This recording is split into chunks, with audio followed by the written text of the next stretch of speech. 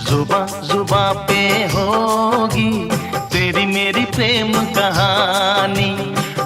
इस एक्टर ने 90 के दशक में कई हिट फिल्मों में बड़े स्टार्स के साथ काम किया है। रहने को घर नहीं, सोने को बिस्तर नहीं, अपना खुदा। भले ही उन्होंने कोई सोलो फिल्म में काम नहीं किया, लेकिन को एक्टर के किरदार में उन्होंने अपने दमदार अभिनय से फिल्मों में अपनी मौजूदगी का एहसास कराया है। अपनी हर फिल्म में हीरो के साथ दोस्ती निभाते हुए वे हमेशा बेमिसाल रहे हैं। यही कारण है कि 90 के दशक में वे सपोर्टिंग एक्टर के तौर पर निर्माता निर्देशक की बेस्ट चॉइस बन चुके थे।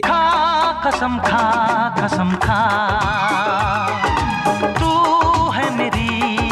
नमस्कार दोस्तों, आज हम बात करने वाले हैं 90 के दशक में कई हिट फिल्मों में को एक्टर का रोल करने वाले दीपक तिजोरी की, जिनकी एक्टिंग को तो सभी ने सराहा लेकिन कोई लीड रोल नहीं दिया। कभी आमिर खान, संजय दत्त तो कभी अक्षय कुमार जैसे अभिनेताओं के साथ स्क्रीन शेयर करने वाले इस एक्टर को आज भी ये सुपरस्टार नहीं पूछते। लेकिन कुछ वक्त पहले वो काफी सुर्खियों में आ गए थे जब उनकी पत्नी ने उनको मुंबई के गोरेगांव स्थित 4 BHK फ्लैट से बाहर निकाल दिया था। साथ ही उन्होंने तलाक का केस भी फाइल किया था। लेकिन इसके बाद दीपक को पता चला कि शिवानी उनकी पत्नी ही नहीं है। आखिर क्या था पूरा किस्सा और दीपक की पत्नी उनकी पत्नी होते हुए भी क्यों नहीं थी उनकी पत्नी, आज हम जानेंगे और भी बहुत कुछ। तो आप बने रहिए हमारे साथ। आपको देखकर छा गया क्या सुरूर।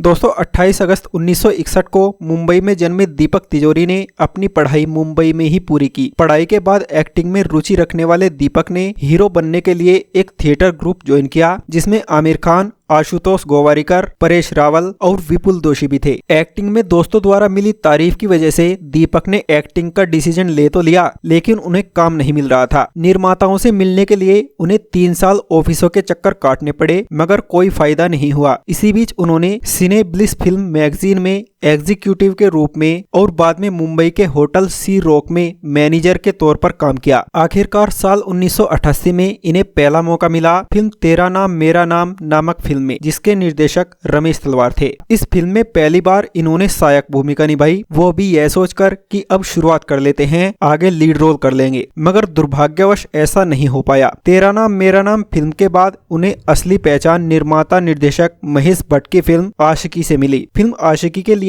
महेश भट्ट ने दीपक तिजोरी को लीड रोल के लिए साइन किया था। इसी दौरान महेश भट्ट यूनिसेफ के साथ काम कर रही इंदिरा रॉय के घर किसी काम के सिलसिले में गए। वहां महेश भट्ट की मुलाकात इंदिरा रॉय के बेटे राहुल रॉय से हुई। राहुल को देखते ही महेश ने अपनी फिल्म आशिकी में उनको बतौर हीरो लेने की ठान ली और इसकी खबर दीपक को भी दे डाली। दीपक तिजोरी को निराशा हुई, मगर महेश ने उन्हें फिल्म से ना निकालते हुए फिल्म में हीरो के दोस्त की भूमिका दे दी। जिसके बाद फिल्म आशिकी जबरदस्त हिट साबित हुई और फिल्म में बल्लू नामक किरदार को करने के बाद दीपक को लोग पहचानने लगे। फिल्म इंडस्ट्री ने भी बतौर एक्टर दीपक पर भरोसा दिखाना शुरू किया और उनको काम भी मिलने लगा, मगर हर दूसरी फिल्म में वो हीरो के दोस्त के तौर पर ही काम करने लगे। फिल्म आशिकी में दीपक तिजोरी के अच्छे काम को देखते हुए महेश भट्ट ने उन्हें अपनी अगली 2 फिल्में दिल है कि मानता नहीं, दिल है कि मानता नहीं और सड़क में भी काम कराया। इन फिल्मों में भी उनके निभाए किरदारों को खूब सराहा गया। इसके बाद साल 1992 में उन्होंने आमिर खान के साथ जो जीता वही सिकंदर में शानदार अभिनय किया। खिलाड़ी, गुलाम, बादशाह, कभी हाँ कभी ना जैसी फिल्मों में उन्होंने सहायक अभिनेता के तौर पर ही काम किया। कहा जाता है कि दीपक ने काम के मामले में कभी भी किसी प्रोजेक्ट को ना नहीं कहा। उन्हें जो किरदार मिले वो उन्हें निभाते चले गए। आलम यह था कि फिल्मों में हीरो की हीरोइन से पहले दीपक तिजोरी को हीरो के दोस्त के रूप में चुन लिया जाता था। इससे आप ये ना सोचिए कि उन्हें हीरो बनने का मौका नहीं मिला। आमिर खान, शाहरुख खान और अक्षय कुमार के दोस्त का किरदार निभाने के बाद दीपक ने खुद ही एक फिल्म का निर्माण किया और इस फिल्म में खुद बतौर लीड हीरो बनकर लोगों के सामने आए। इस फिल्म का नाम था पहला नशा, जिसे आशुतोष गोवारिकर ने निर्देशित किया और दीपक के साथ पूजा भट्ट और रवीना टंडन ने बतौर एक्ट्रेस काम किया। मगर ये फिल्म जबरदस्त फ्लॉप साबित हुई। फिर दीपक ने डायरेक्शन में कदम रखा और खामोश खौफ की रात, फरेब, टॉम, डिक और हैरी और फॉक्स जैसी फिल्में भी बनाई। लेकिन इन फिल्मों की कहानियों ने साथ नहीं दिया और ये सारी फिल्में असफल रही। इसके बाद इन्होंने कुछ टीवी सीरियलों में भी काम किया जो कि लोगों को पसंद आ रहे थे। इसी बीच इनकी निजी जिंदगी में दिक्कतें आना शुरू हो गई। साल 2017 में उनकी पत्नी शिवानी तोमर ने उनको मुंबई के गोरगांव स्थित 4 BHK फ्लैट से बाहर निकाल दिया था। साथ ही उन्होंने तलाक का केस भी फाइल किया था। उनकी पत्नी के मुताबिक दीपक की दूसरी महिलाओं के साथ गैर संबंध थे। दीपक तिजोरी इसके जवाब में अपनी पत्नी पर एक्शन लेने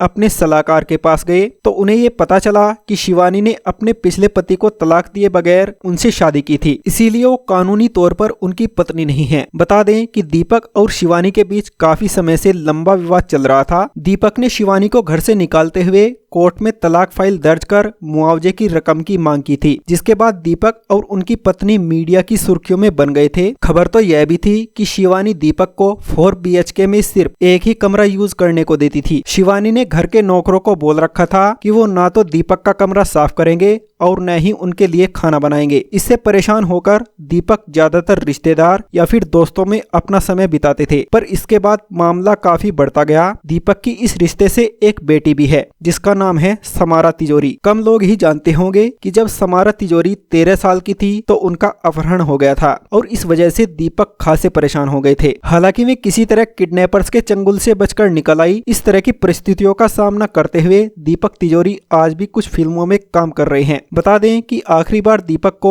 फिल्म साहब बीवी और गैंगस्टर 3 में देखा गया था। तो दोस्तों, दीपक तिजोरी के बारे में आपका क्या कहना है, हमें नीचे दिए कमेंट बॉक्स में जरूर बताएं और ऐसी ही नई नई वीडियो देखने के लिए हमारे इस चैनल को अभी सब्सक्राइब कर लें। धन्यवाद।